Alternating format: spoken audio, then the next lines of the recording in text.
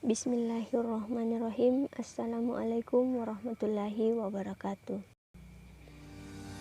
Perkenalkan, nama saya Nurul Amalia, mahasiswa semester 5 dari Program Studi Ekonomi Syariah Fakultas Ekonomi dan Bisnis Islam Institut Agama Islam Negeri Palopo. Pada kesempatan kali ini, saya akan menjelaskan sebuah materi mengenai kondisi pengangguran dan kemiskinan, tugas dari mata kuliah Perekonomian Indonesia yang dibawakan oleh dosen kami Bapak Muhammad Alwi. Yang pertama yaitu pengangguran.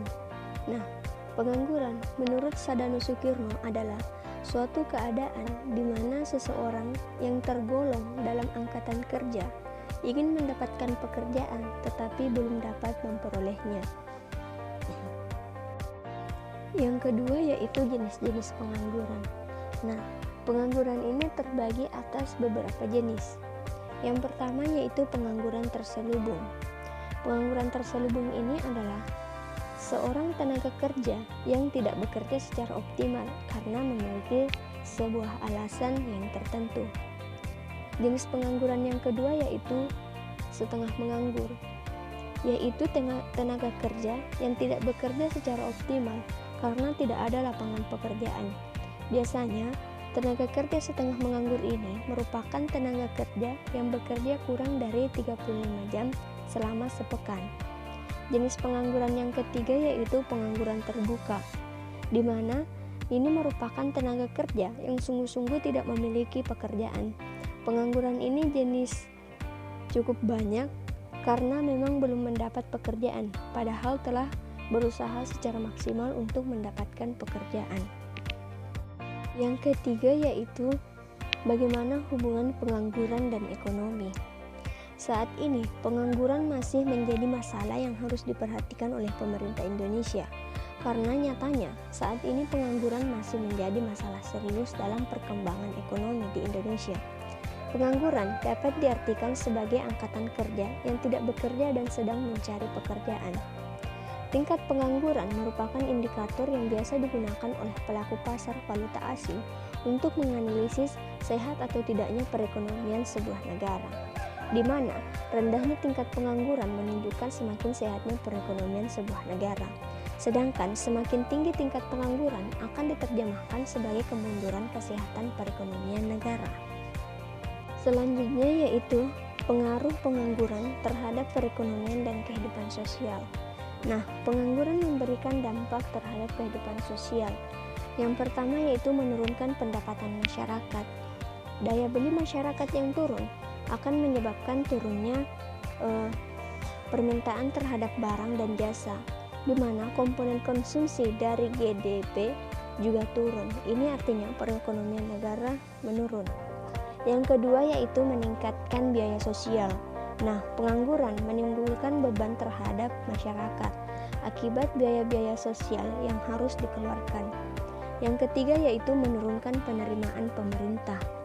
Penerimaan pajak merupakan bagian dari komponen GDP, yaitu pengeluaran pemerintah. Jadi, semakin tinggi jumlah pengangguran, maka pajak dari masyarakat juga turun. Penerimaan pemerintah turun, sehingga pengeluaran pemerintah juga turun. Jika komponen pengeluaran pemerintah turun, maka GDP juga turun. Nah, itu berarti perekonomian akan ikut menurun. Yang keempat yaitu menurunkan tingkat investasi modal. Investasi merupakan komponen dari GDP.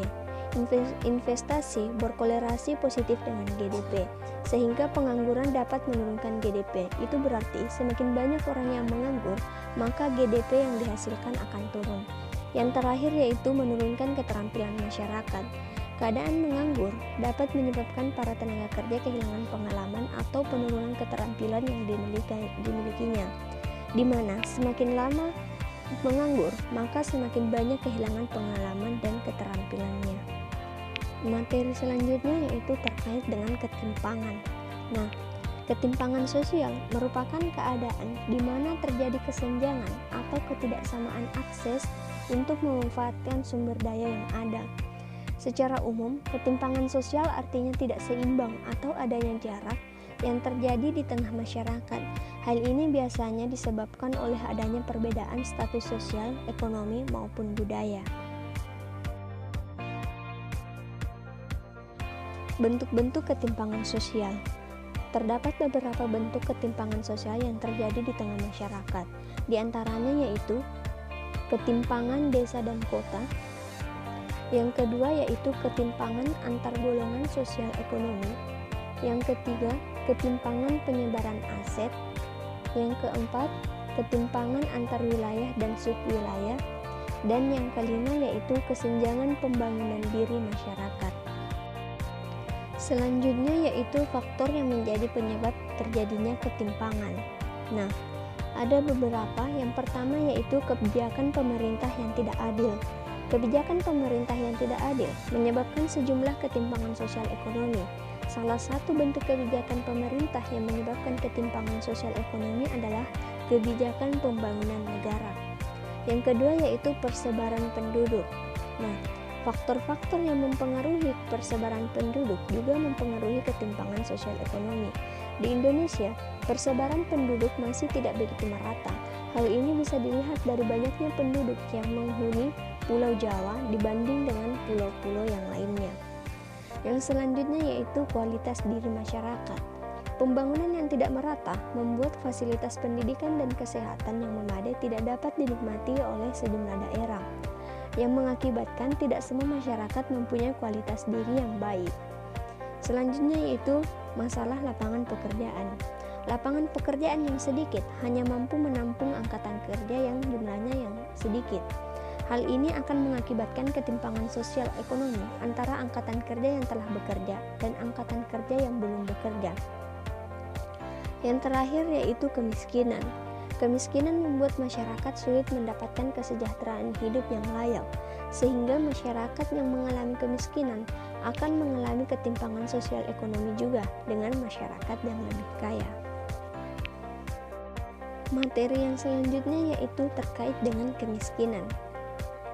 Kemiskinan adalah keadaan di mana terjadinya kekurangan hal-hal yang biasa untuk dipunyai seperti makanan, pakaian, tempat berlindung, dan air minum.